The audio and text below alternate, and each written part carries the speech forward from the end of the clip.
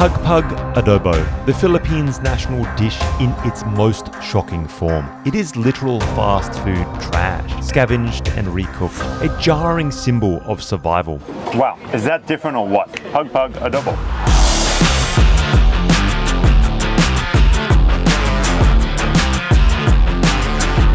Adobo itself is a complex dish, one that I've been really struggling to understand. So today, I'm exploring it from every angle, from a classic everyday market adobo to its earlier colonial influenced forms. The flavors are all there. You're right, this is really, really good. All leading up to the raw, gritty reality of Pagpag. This episode is my journey to grasp the essence of the unofficial national dish of the Philippines. This morning we are tracking down a dish that I have been longing to try yet again since my last visit to Manila. That is adobo, the quintessential Filipino dish. And Chef Tito has brought me back to Marikina Market, where we're going to try his favorite location.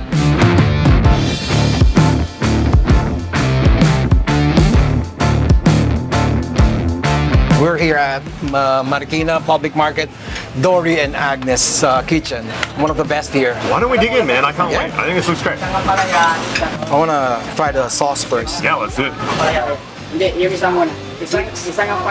right. Dude, that's really good. It is. It's kind of like almost like a slightly sweet vinegary gravy. Yes, you taste the vinegar, right? I do. All right. Right away. That's I think that's the one thing that instantly lets me know I'm eating something Filipino. It all has vinegar, right? This is a chicken adobo. Adobo is a Filipino dish originated from, I believe, from Spain. It's a process of fermenting, preserving the food. Oh wow. I thought I was eating chicken. That was potato. I didn't realize that. So it's got like vegetables mixed in with Yes. Some provinces they add banana. Oh wow. Yes. The traditional adobo, legend has it, it's from Spain. They used vinegar, salt, and garlic. Basically to preserve the food. Maybe the only unique point is that preservation method. Yes, the Salt and preservation vinegar. method. Then the Filipinos adapted that technique and it became a very Filipino dish, which is... Yes, and until they started using vinegar and salt only. Until the Chinese came, introduced soy sauce to us. I mean, the meat is incredibly tender. Yes, it is. Slow cooked or what? Because I mean, that's just kind of fall apart almost. Chicken adobo, it's 15 minutes, it's done.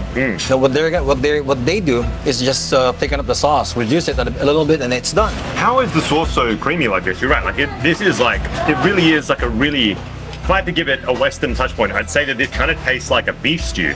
Other than the fact that it's chicken we're eating. Well, it's all about the reduction. They add all the sauce, the vinegar, the soy sauce, salt, pepper, bay leaf, and they reduced it. And when the fat starts to come out of from the chicken, that fat adds from the flavors, which we are tasting now. Dude, this is absolutely sensational. But I'm pretty interested in trying the original roots, Magellan version of this. The Magellan version. So let's do it. Let's cook one up. Yeah, let's cook sure. through the traditional way. Adobo is a paradox, a dish that defies an exact definition. What constitutes the most authentic version is elusive to say the least. And if you dare ask for a recipe, you are met with a kaleidoscope of answers. Adobo contains vinegar, soy sauce, bay leaves, garlic, and black pepper. At least, those are the most commonly used ingredients, but they vary wildly in their proportions. And additional ingredients are everywhere. The choice of meat, chicken, pork, or a combination of both also varies. There are even vegetarian versions using only plant-based ingredients. Some regions use coconut milk, others add potatoes, and some might prefer a particular type of vinegar or additional spices. On top of all of this, the method of cooking adobo even varies. Some stew the meat, while others just fry it. You get the drift. This dish is all over the place. So Tito is taking me back to the beginning. We are cooking up some of the earliest variations of adobo that are documented. Tito starts out slicing up our pork into hefty chunks. He oils up a traditional palayok or clay pot and adds in the pork. From here, he adds whole peppercorns, garlic, bay leaves, coarse sea salt, and finishes things off with a large amount of vinegar. Clay pot or palayok. There are provinces that still uses palayok. Cooking in a palayok or clay pot holds the heat longer than the regular steel pots. Rather, we boil it until the liquid turns into oil. The meat turns at least brownish, and that's done.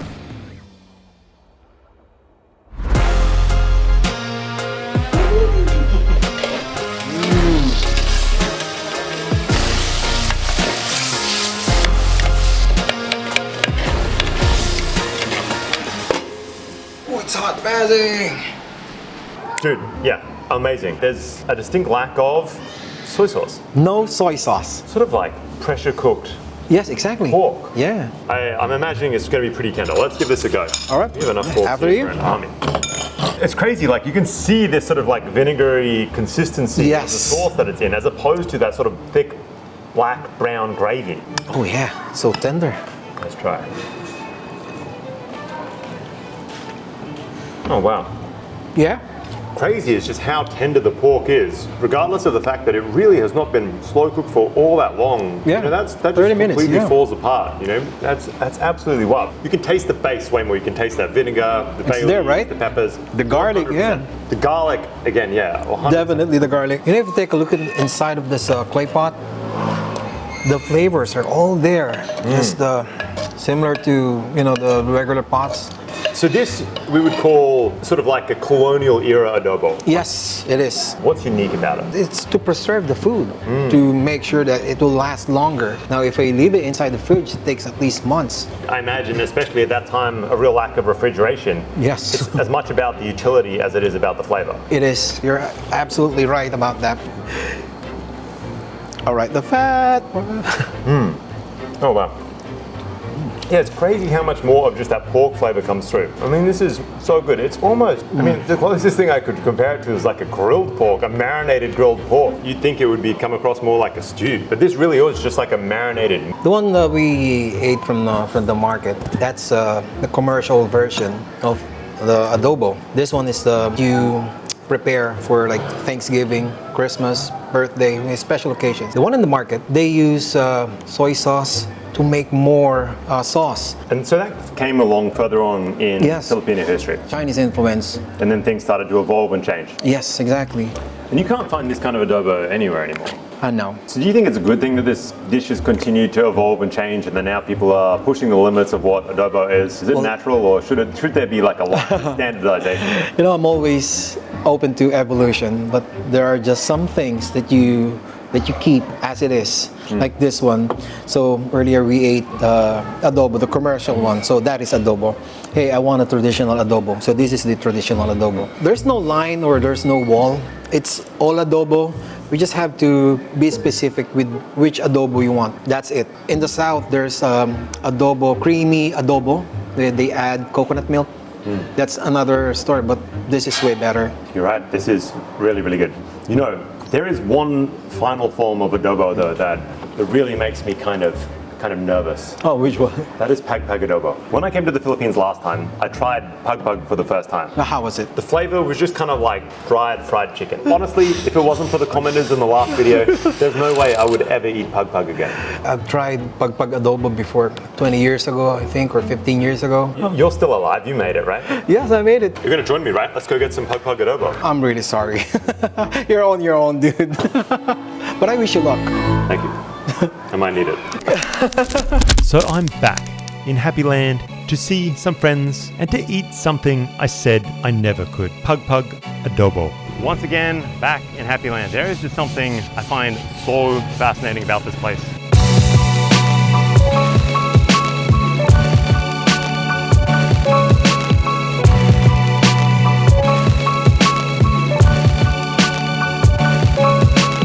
In some weird and twisted way, adobo might be the perfect way to cook pagpag, a technique historically used to fight off contamination.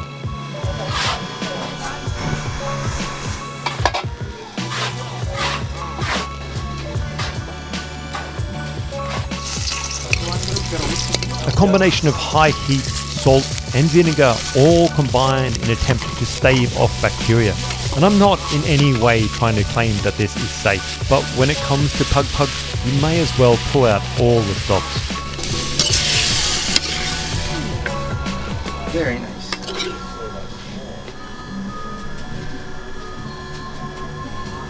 Louis, how you doing, man? It's good to see you.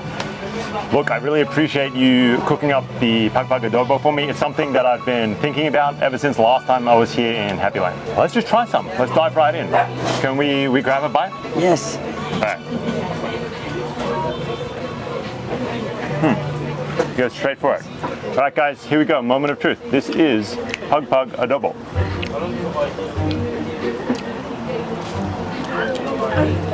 So, wow. Is that different or what? This is hugely different from last time when I had the Jollibee version of Pagpag. Last time I copped a lot of criticism because I had a very full piece of Pagpag. This now today is an adobo Pagpag. You still get that kind of like vinegary, incredibly salty flavor. It's really nothing like the adobo we had at the markets at all. That's for damn sure. And you're sort of picking away at the bones, the remaining bits of chicken that are left in and around the joints of the chicken. You get a really, really strong salty flavor. I think that this preservation method, the vinegar and the salt, is kind of what makes this maybe a bit less dangerous. Louis this morning sold 80 kilos of just the rubbish that he's collected. He would have processed hundreds and hundreds and hundreds of kilos of trash, and that's what he's got this food from. I'm gonna try one more piece, and then we're gonna dig in a little bit to Louis' lifestyle. You know what? It shouldn't be a surprise. It's fairly juicy. There's a good amount of chicken in that. It's got a really different flavor. You're never gonna really try chicken like this. It almost tastes like a chicken curry. It's actually pretty good. It's just the mental block, the hurdle here of seeing it getting cleaned up. It's a bit that's hard to get past. Once you actually try it, it becomes relatively normal pretty quickly. And if you were served this without anybody telling you what it was, it'd be good. It'd be like a really salty chicken adobo, chicken stew almost. So Louis, thanks for doing this. How often do you eat this meal? Every other day. Every other day? Yes.